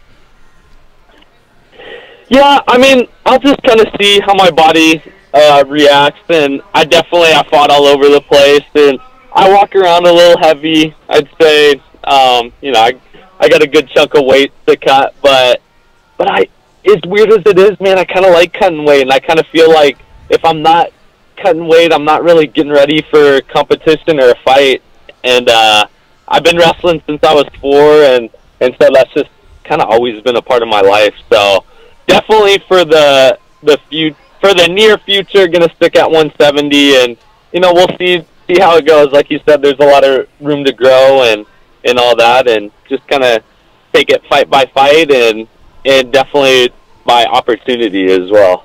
What do you walk around at? Man, I'm anywhere from like 210 to 215. You know, probably Ooh. Like a week after I fight, or a week or two after I fight. So, you know, I'm not necessarily sticking to a strict diet at that point, but yeah, I'd say when I'm training and just kind of eating normal, I'm between 210 and 215. Big boy, man. What are you, Anthony Johnson over here? Yeah. Cutting all the way to 170? You're going to be a 205er soon. Yeah. Yeah, no, I'm good, man. It's all good. All right. Now, what are the gyms that you train at in Oregon? Is it just one, or one-stop shop, or do you go to different ones? I go to 2 different gyms primarily. So we have Gracie Baja in Portland. That's where Chael Sonnen, Ed Herman, Paige, Van Zant, all those guys over there. And then I do my striking at the Burt Camp, and that's also here in Portland as well. So flip-flop between those 2 on the days, and then my strength and conditioning's at a different location as well. So if I'm not training, I'm usually driving or eating or doing something. So who puts together your game plans? Do you have an actual head coach? Are you hands-on, with it yourself? Yeah, we have a head coach, Fabiano Scherner. Okay. He kind of guides us, and we go over our calendars and kind of see what training, what sessions we should be getting each day, and making sure we have a good balance between grappling, striking, all that stuff. So yeah, former UFC heavyweight. I remember him. All right, cool. Well, I can't wait to see the fight. We got about a week left, so I imagine you must be in the final hard workout stage, and then it's all about the weight cut and staying loose and staying ready for this fight that you got coming up. Your opponent 4-4 overall. And so he'll out experience you when it comes to just who's had more fights, Kenny Lucia, if I'm not mistaken. But that doesn't mean much in our sport. And with you having a wrestling background, you probably have more combat sports experience. But we look forward to it. UFC Fight Pass, great place to catch a lot of these fights. So we look forward to it, Austin. And thanks for doing the show. Awesome, yeah. Thank you guys for having me. Really appreciate it, and thanks for everyone tuning in and listening.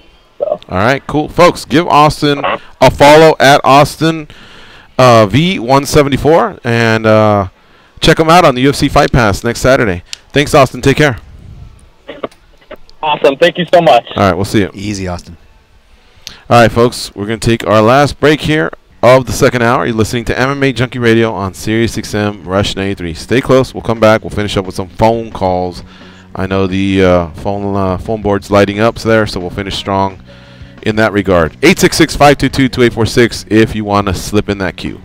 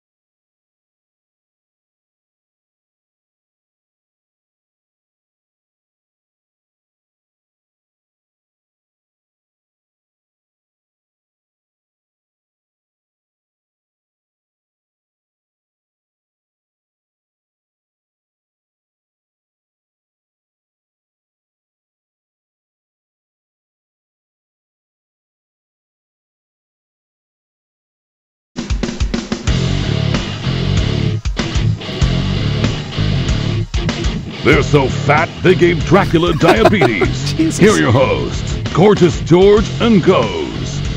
SiriusXM wants you to turn on the joy this holiday season with your chance to win a trip to one of 4 all-star sporting experiences. For example, the 2018 Pro Bowl in Orlando, the Honda NHL All-Star Game in Tampa, the NBA All-Star Game in Los Angeles, or the MLB All-Star Game in our nation's capital.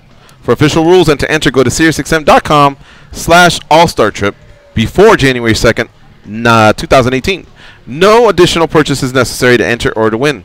This sweepstake is not sponsored, administered, produced, or executed by either the NHL entities, the NBA entities, MLB entities, or the NFL entities.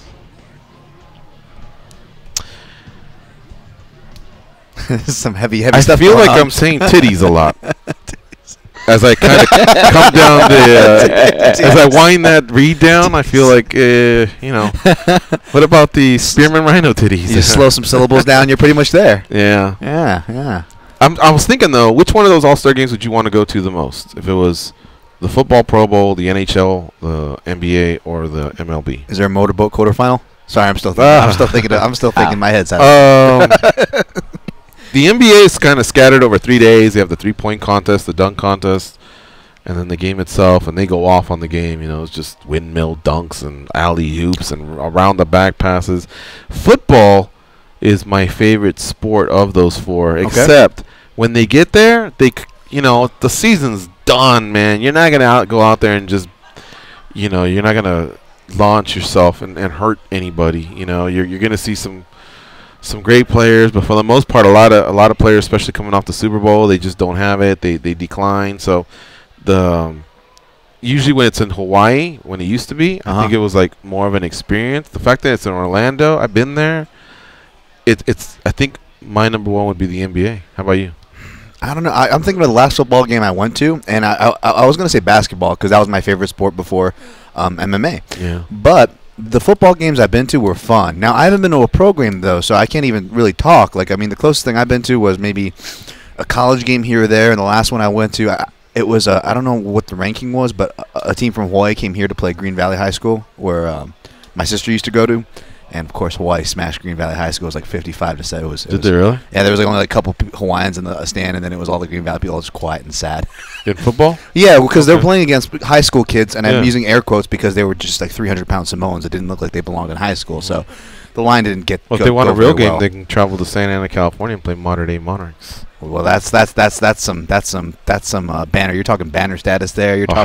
What is it? A Division I college team disguised as a high school. That's the best. That's the best compliment, backhanded compliment you can get, right? Yeah, that was a good compliment we got from North Bergen High School. Bergen too. Yeah, in New Jersey.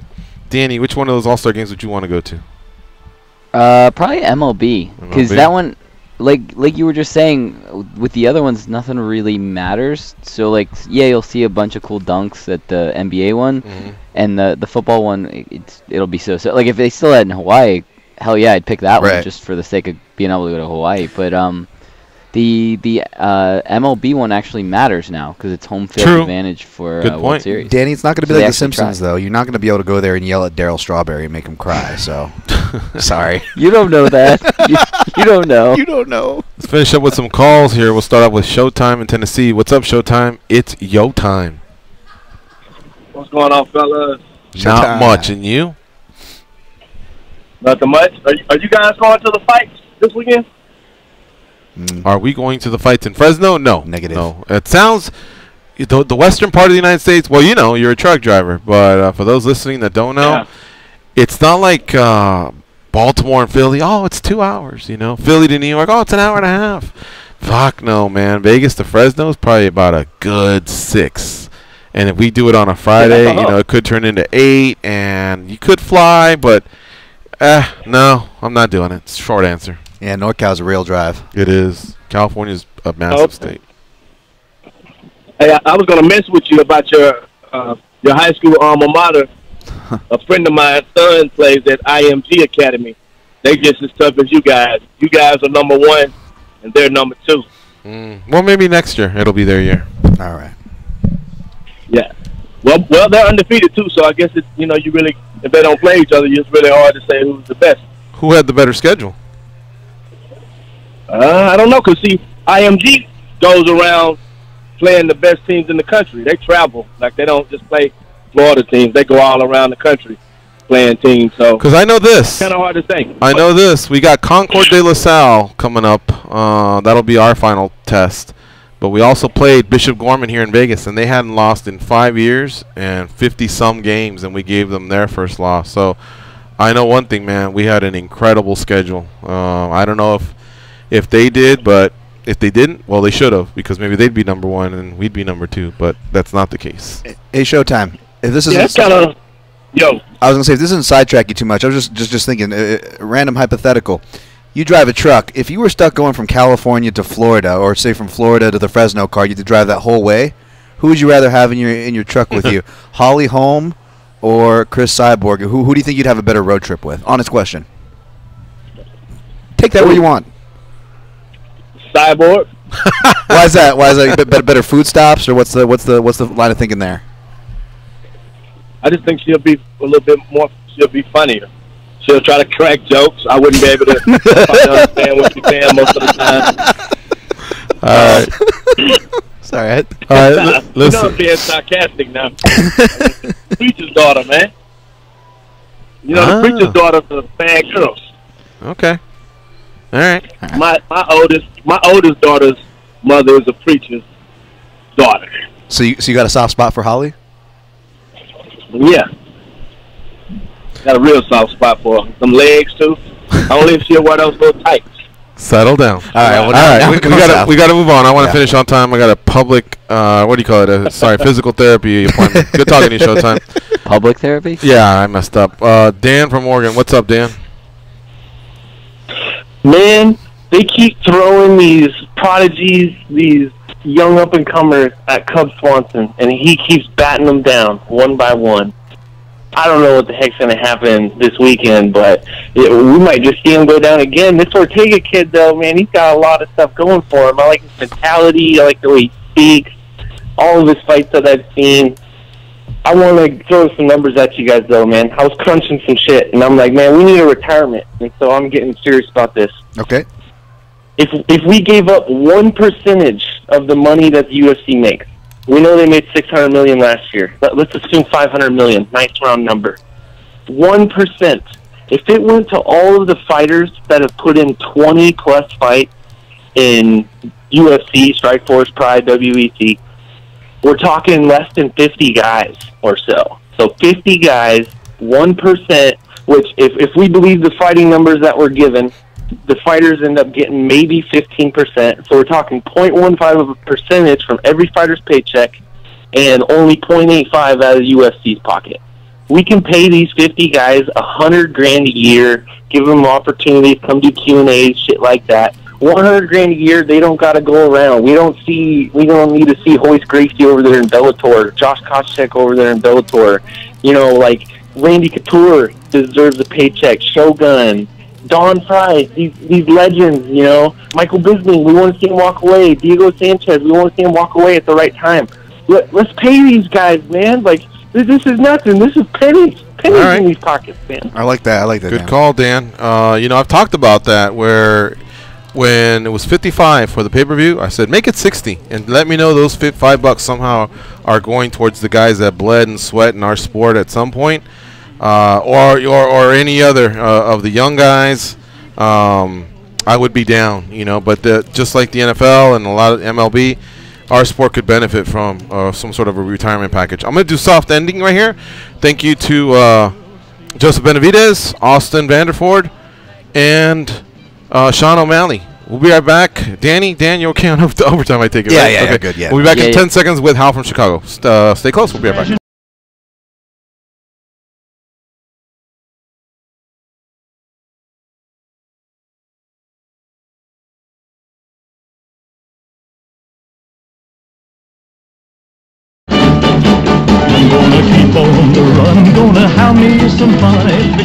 You guys are clear for overtime. Yeah. Cubole Hal from Pinchi, Chicago. What's up, Holmes?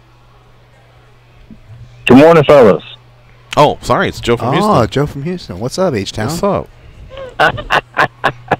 I don't know. I'm glad you thought it was Hal, because if you knew it was me, you probably wouldn't have said overtime. I like that. Oh, man. it's really tough. It was really tough. Hey. Yeah. What's up? How you doing? Jesus, man. Hey, I'm okay, man. I don't know what you guys do with the audio or something, but you guys sound a lot cleaner today. I don't know if something's missing. I mean, you guys sound great today. Ooh. I don't know. Did you tweak something, Dan? I don't know. Maybe. I don't know. I can't see the. Danny, did you tweak something on your end? I think I know what he means. I know. The shade cloud rolling in. Hey, I got two things, sir. I want to talk about the ratings a little bit. And I'm going to be honest with you. I don't really care, but I'm just curious on your opinion. You know, I think Bellator and UFC, they averaged, like, combined 1 million viewers this past weekend. What do you think is causing, like, such decline? I mean, UFC used to be the thing. You know, bars would be crowded. You know, everybody would be watching. You know, people would come to my house. Nobody cares anymore. Like, what do you think happened? Oversaturation, I think, is one. Because that's a fat card that they had this past weekend. So, you know, the undercard was amazing. And, you know, I think in the past they used to say, well, that's football season. You got that going on, the holidays. But, you know, I think this just has happened consistently for the last few years when those numbers have gone down. And so you can afford to miss it. You really can, you know. And I was telling you, I think, or Goes, or Juliet, somebody that I love the Embedded. Yeah. And last week, I missed the first couple, and I thought, well, why am I going to watch 3? I want to watch 1 and 2 first. And next thing you know, we got so caught up at JBLE, I'm on a plane home. I already know all the results, and I'm thinking, well, now why the fuck am I going to watch it? You know, I already know everything, even though I really love that behind-the-scenes stuff. Now, I still may do it just because I don't have much of a life, you know, with this bad knee and all. But that's what happens is you just know that it can come and go, and if you get the results, you move on. You know, it used to be something special about the fact that if you didn't catch it, you had to wait a few more weeks. But there's just it's everywhere. Everybody has a podcast. Yep. There's TV shows that recap it. There's videos that get floated around. Social media, technology. So, you know, social media, and you know, it's like, no, I didn't see it. Let me see the highlight. Ooh, he knocked them out. All right, cool. And then you just go on to the next thing. It's no big deal if you miss it anymore. Yeah, I agree. I'll just say real quick, that conversation was with George, and I fired back at him saying the same thing, except with the weigh-ins. There was a time where Dan Tom would not miss the weigh-ins. Not only not miss the weigh-ins, I wouldn't miss those things live. Even before I was a degenerate and I was betting on these damn fights, I would not. I had to see how they looked when they got on the scale because it's a big deal. And I don't feel that way. It's my job to cover the sports. I'm still a fan. So if anything, I have more investment. You know, I put all those times into breaking down the card, but I'll still miss the embedded, like George said. Now, I won't think twice of it, which is kind of crazy. Yeah. Tell me that 4 years ago. You know, I heard on another podcast, and I got to give them a shout-out. It's called the MMA Insiders podcast with Jason Floyd and Sam Kaplan. Yeah, I've heard them. They're good. Sam made a good point. You know, he was saying that, you know, we've just gotten older. You know, we got kids, we got married, and that generation that was all into UFC, you know, they kind of grew up, and the UFC is not getting that young, demographic. You know, the young guys, the young kids are not watching, and they're not getting that audience. Take. So that's a very interesting take. That is. Everybody got older, and there's just more, you know, responsibility. Those are the people that were that wanted to consume all that. But now a young kid is still wanting to be a fan, but because you're not making it special to him, and he knows he can just get to the next one, and that kid now has a computer attached to his hand at all times. You know, these smartphones, there's other distractions, there's Netflix, there's just so many things available to them that it could be. Yeah, that's a generation thing. Shoot, I'm not even that old. I just watched fights with a buddy I went to high school with. He showed me a ticket stub from UFC 43. Now, if I tell you anybody has a ticket stub from UFC 43, that's a hardcore fan, right? Right. This guy barely catches a couple cards a year now because this is the example that we're talking about now. He was a part of that generation, you know, part of that argument and that demographic. So it is true. That has to be part of it at least. Right. So I think that's why the UFC focuses on taking the circus tent all over the world, you know, not just the United States. And then when it's time to be in the United States, they try and stack these cards and make them special and strike hard and invest in the advertising. But otherwise, they know that outside the United States, that's where they can make these types of splash. I mean, it was it in Canada for many years. It was it for Brazil for many years. It was it in Mexico for a couple of years as well. I'm hearing Russia could have that type of surge. And China as well. Yeah, China they're like doing the tobacco company approach. They're having like kids fight MMA over there. Yeah, I know really. nothing to joke about that, but since we brought it up, anyways. One last thing, I'll let you guys go. A buddy of the show, Dr. Benjamin, got into some trouble, and I haven't heard you guys comment on that at all. Can you guys make any kind of comment on that? Yeah, when I read it, my immediate reaction was, wow. I was shocked. From when we got to know Dr. Johnny through personal conversation or his appearances on the show or just reading his work, I had, I guess, an image of Dr. Johnny and what he stood for. And even I remember one of our last interviews with him, I asked him, hey, are you losing interest in the sport because of TBI and weight cutting and, the higher-ups and their reaction to, rather than, I guess, running head-on towards fixing this, they just kind of seem to be, brushing it aside. And then he said, yeah, he goes, he's got a little bit of a sour taste of the sport, But it seemed like he still watched it. If you followed him on social media, he seemed like an ethical guy, when it came to these things. Social injustices or the health of the sport and the exploitation of the athletes and blah, blah, blah. So now I read these allegations against him, and I thought, whoa. I mean, it hit me from left field. I was shocked. But that's just exactly what they are, is allegations. I believe they've gotten to the arrest portion of it all, and they don't just arrest you if they don't feel like they have a strong case. Yeah. But then what happens is, in our position, legally, things have to play out. You're presumed innocent until you're proven guilty, and that has not happened yet. In the public court of law or the public court of opinion, people have already made their opinions, and I can't say that they're wrong because we've seen how these things unfold, especially when you're dealing with,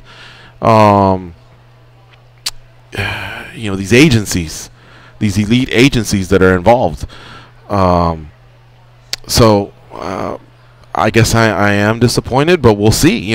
This has to play out, and that's what I would expect for if I ever got in any problems and I knew I was innocent. I would expect people felt like, hey, over 10 years I listened to this guy and he seemed like he was all right. Let's let things play out, and then we'll judge. Now that said, Joe, I haven't followed it meticulously because I have a life, and this sport just turns over and turns over and turns over. But what I'll do is I'm gonna go home and see what the latest is on that. With Dr. Johnny and see where he stands, where all this stands. That's all you can really get out of anybody at this point, when it comes to something like this. Yeah, same here. I didn't unpack it either, to be honest, so I can't shed much either. So. Yeah, I just want to hear a comment. But hey, that's all I got, guys. Thanks again to Hal from Chicago. You guys have a good one. Okay, see ya. Joe. All right, folks. We are out of here. And I want to give a shout out to Scott Zur for lining up the Austin Vanderford interview. Danny Rube for lining up the Sean O'Malley interview. And, of course, Joseph Benavidez. I did that bad boy. So, shout out to myself. Danny Otto and Dan, great job today. I have to say, I probably took it to another level, though. I was fantastic. We'll be back tomorrow. Still working on the show, putting it together, but we'll have some guests, and we'll keep rocking and rolling as we head into December 9th, UFC Fight Night 123. We also have some Bellator cards to discuss. Once they're throwing their world champions at us, I'm definitely paying attention. And they do, their middleweight champion is going to be fighting. I already forgot his name. Rafael Carvalho. Carvalho, that's right. There's an article there where Jimmy Smith was saying he's actually better than it appears, but God, I've seen him stink the place up, and then I've seen him do well. So I'm anxious to see where he's at. Who knows? Yeah, right. Bellator still has some work to do, with refining their weight classes and who's who and what's what. I love welterweight. Slowly, I'm really starting to dig heavyweight. I don't love them, but I'm digging it. Yep. For sure, I really like welterweight. For many years, I liked bantam and feather, but if you want to catch the UFC or stay in that same sentence, they definitely need to figure it out. Yeah. I don't know. I don't hear as much pub and love for Bellator like we did in the past, and that's unusual because a lot of people have either turned on the UFC or just enjoy that strong number 2 that can push the UFC. And now with World Series kind of out of the way, this is their chance to really make things right. The Grand Prix will have a lot to do with it, but just give us the matchups. Give us some really good matchups. Keep building your stars. Figure it out, Bellator. We're willing to invest in you. That's all we can ask. You just gotta, keep putting out a product. Anyway, all right, folks. We'll see you tomorrow. Until then, go out there and be champions.